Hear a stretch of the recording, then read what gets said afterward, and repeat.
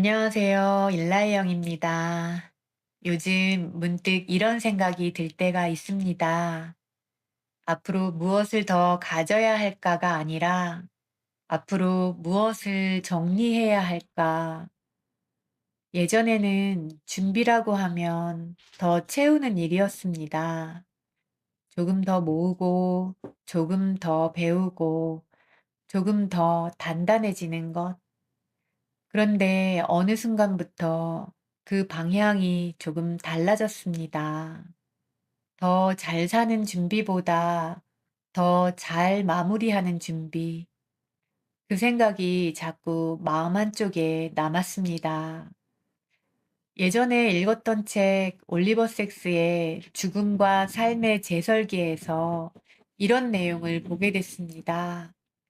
그는 삶의 끝을 마주한 사람들의 이야기를 통해 죽음을 준비하는 일이 곧 삶을 다시 설계하는 일이라고 말합니다. 죽음을 생각하는 일이 어둡게 느껴지기보다 오히려 지금을 또렷하게 만드는 일처럼 느껴졌기 때문입니다. 우리는 죽음이라는 단어를 가급적 피하며 살아갑니다.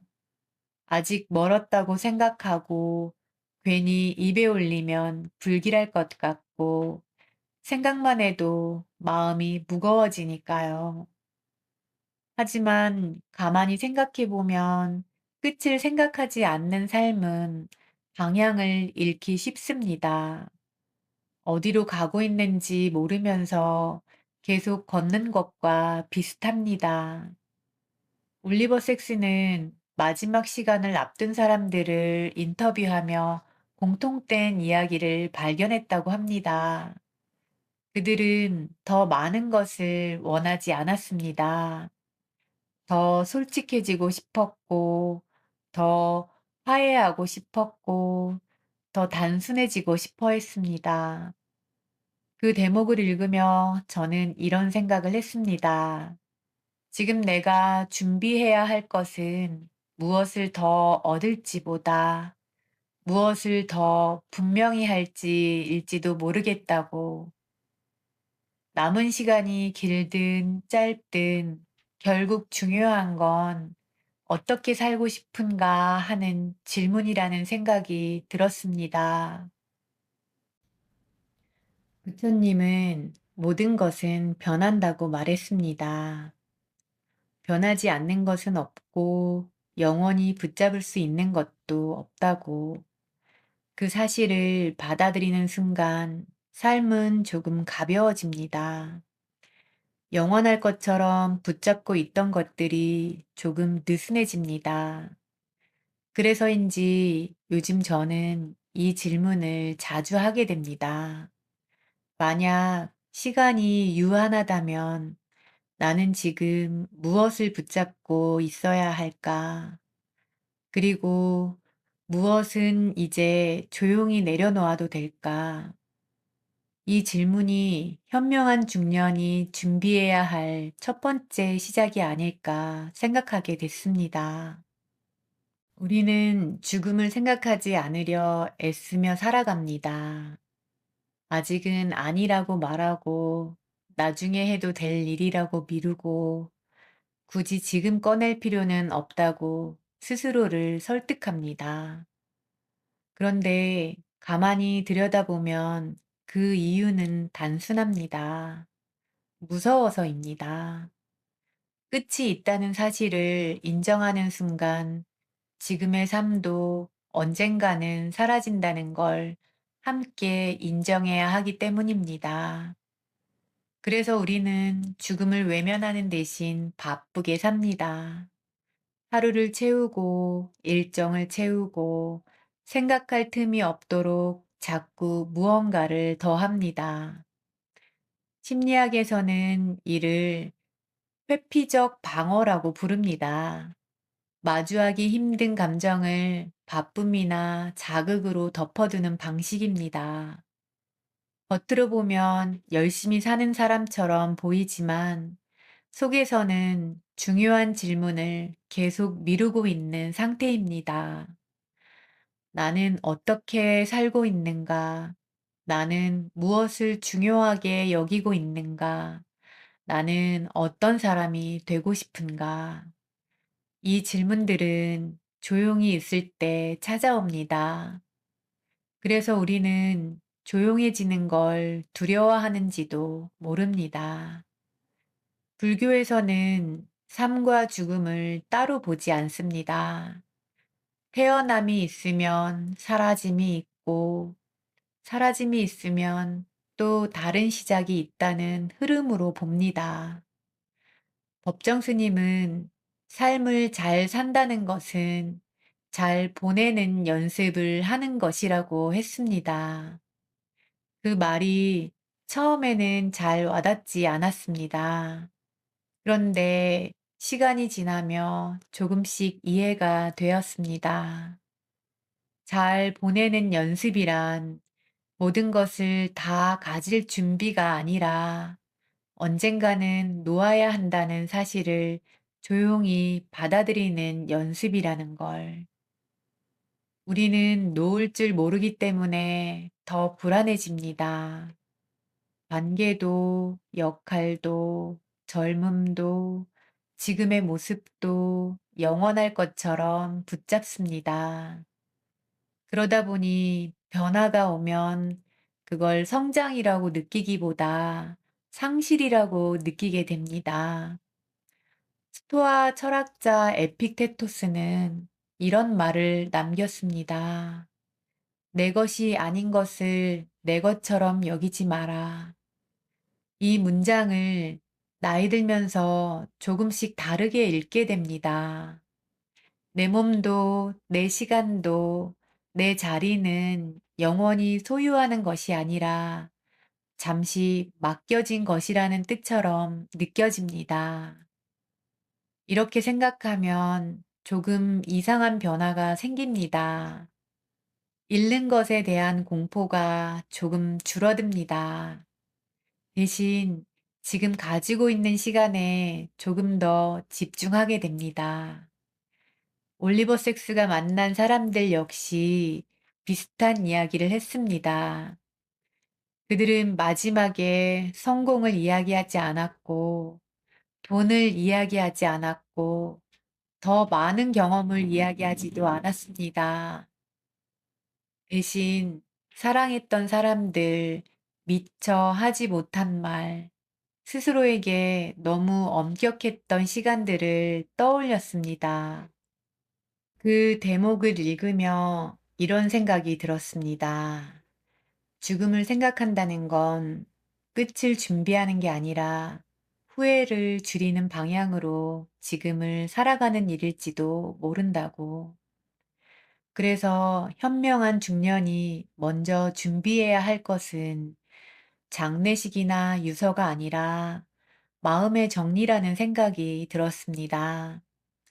내가 나에게 품고 있던 원망, 끝내 용서 못한 감정, 말하지 못하고 삼킨 말들, 이런 것들을 조금씩 정리하지 않으면 삶의 무게는 나이가 들수록 더 무거워집니다. 심리학자 빅터 프랭클은 인간은 어떤 상황에서도 의미를 선택할 수 있다고 말했습니다. 고통이 사라지지 않아도 그 고통을 대하는 태도는 선택할 수 있다는 뜻입니다. 이 말은 중년에 더 깊게 와닿습니다. 모든 문제가 해결되기를 기다리기보다 이 문제를 안고도 어떻게 살 것인가를 스스로에게 묻게 되기 때문입니다. 죽음을 생각하는 사람은 삶을 더 소중히 여깁니다. 시간을 함부로 쓰지 않게 되고, 사람을 함부로 대하지 않게 되고, 자기 자신을 조금 더 아끼게 됩니다. 그래서 죽음을 준비한다는 말은 사실 이런 뜻일지도 모릅니다. 지금을 더 정직하게 살겠다는 선언. 현명한 중년은 삶의 끝을 떠올리며 삶의 중심을 다시 잡습니다. 그리고 그 중심에는 대개 이런 문장이 놓입니다. 너무 미워하지 말 것, 너무 몰아붙이지 말 것, 지금의 나를 조금은 이해해 줄 것, 이게 두 번째 준비일지도 모릅니다. 현명한 중년이 먼저 준비하는 것은 재산도 아니고 계획표도 아니고 완벽한 노후 설계도 아닌 것 같습니다. 마음입니다. 마음이 준비되지 않으면 아무리 많은 것을 준비해도 불안은 사라지지 않습니다. 반대로 마음이 조금 정리되면 삶은 예상보다 단순해집니다. 정신과 의사 김혜남 선생은 이런 말을 합니다. 나이 들수록 마음을 단순하게 유지하는 것이 가장 중요한 능력이다. 이 문장을 보며 고개가 끄덕여졌습니다. 젊을 때는 복잡한 마음도 에너지처럼 느껴질 때가 있습니다. 하지만 나이 들수록 복잡함은 곧 피로가 됩니다. 생각이 많을수록 잠들기 어려워지고 사소한 말 한마디에도 마음이 오래 머뭅니다. 그래서 요즘 저는 마음을 정리하는 연습을 합니다. 하루를 돌아볼 때 이렇게 묻습니다. 오늘 내가 너무 나를 몰아붙인 순간은 없었는지, 오늘 내가 나를 조금이라도 이해해 준 순간은 있었는지, 대단한 반성문을 쓰지는 않습니다. 그냥 떠오르는 장면 하나만 조용히 떠올립니다. 그 정도면 충분합니다. 법정 스님은 마음이 어지러울수록 자기 자신에게 돌아오라고 했습니다. 밖에서 답을 찾으려 할수록 마음은 더 흩어지고 안으로 돌아올수록 조금씩 고요해진다고 했습니다. 그래서인지 요즘 저는 남의 삶을 들여다보는 시간을 의식적으로 줄이고 있습니다. 대신 내 하루를 바라봅니다. 잘한 것보다 버텨낸 것을 먼저 봅니다. 그러다 보니 조금 이상한 변화가 생깁니다. 나를 미워하는 시간이 눈에 띄게 줄어듭니다. 완벽해지려는 마음보다 괜찮아지려는 마음이 커집니다. 스토아 철학에서는 행복은 사건이 아니라 태도라고 말합니다. 무슨 일이 일어났느냐 보다 그 일을 어떻게 받아들이냐가 삶의 질을 결정한다는 뜻입니다. 이 말을 곱씹다 보니 중년에 필요한 준비는 상황을 바꾸는 힘보다 상황을 견디는 태도라는 생각이 들었습니다. 마음의 준비란 아무 일도 일어나지 않게 만드는 것이 아니라 일어나는 일을 감당할 수 있게 만드는 힘입니다. 그래서 현명한 중년은 자기 자신과 화해하는 연습을 먼저 합니다. 예전의 선택들, 지나간 관계들, 그때의 나름의 최선이었음을 조금은 인정해주는 연습. 그 연습이 쌓일수록 앞으로의 시간은 조금 덜 무거워집니다. 이게 세 번째 준비인 것 같습니다. 마음이 조금 정리되기 시작하면 자연스럽게 생기는 질문이 있습니다. 앞으로 남은 시간을 어떻게 쓰고 싶은가? 예전에는 이 질문이 막연했습니다. 막연히 잘 살아야 할 것 같고, 뒤처지면 안 될 것 같고, 뭔가 더 해내야 할 것 같았습니다. 그런데 요즘은 이 질문이 조금 구체해졌습니다. 더 많이 가지는 시간보다 더 편안한 시간을 원합니다. 더 바쁜 하루보다 덜 흔들리는 하루를 원합니다. 더 큰 성취보다 덜 후회하는 선택을 원합니다. 에픽테토스는 이런 말을 남겼습니다. 사람을 괴롭히는 것은 사건이 아니라 그 사건에 대한 해석이다. 이 문장을 곱씹다 보니 삶의 방향도 결국 해석의 문제라는 생각이 들었습니다. 같은 하루를 살아도 누군가는 실패로 해석하고 누군가는 통과로 해석합니다.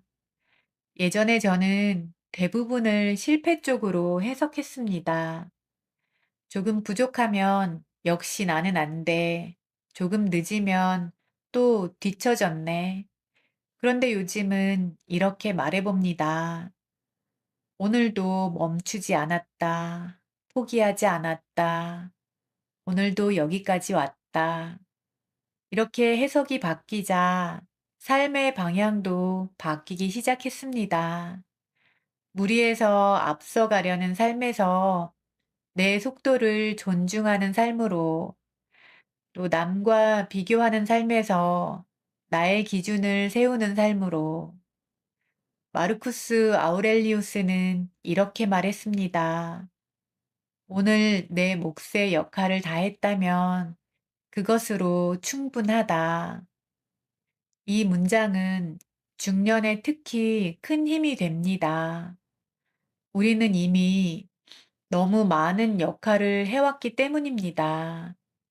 자식의 역할, 부모의 역할, 직장의 역할, 가정에서의 역할. 이제는 조금 내려놓아도 됩니다. 모든 역할을 완벽하게 하지 않아도 됩니다. 앞으로의 삶은 증명하는 시간이 아니라 머무는 시간이었으면 좋겠습니다. 잘 보여야 하는 삶보다 편안한 삶, 설명해야 하는 삶보다 이해받는 삶, 그리고 무엇보다 스스로에게 조금 더 친절한 삶. 현명한 중년이 준비하는 네 번째는 바로 이 방향 전환인 것 같습니다. 그래서 요즘 저는 이렇게 생각합니다. 현명한 중년이 준비하는 것은 거창한 계획표가 아니라 지금부터의 태도일지도 모른다고. 아직 건강할 때 조금 더 나를 돌보는 것, 아직 말할 수 있을 때 고맙다고 말하는 것, 아직 손 내밀 수 있을 때 먼저 다가가는 것, 이런 것들이 가장 현실적인 준비라는 생각이 듭니다. 우리는 종종 준비라는 말을 들으면 완벽해야 할 것 같고, 더 갖춰야 할 것 같고, 큰 결심을 해야 할 것 같다고 생각합니다. 하지만 살아보니 삶을 바꾸는 건 대부분의 작은 선택이었습니다.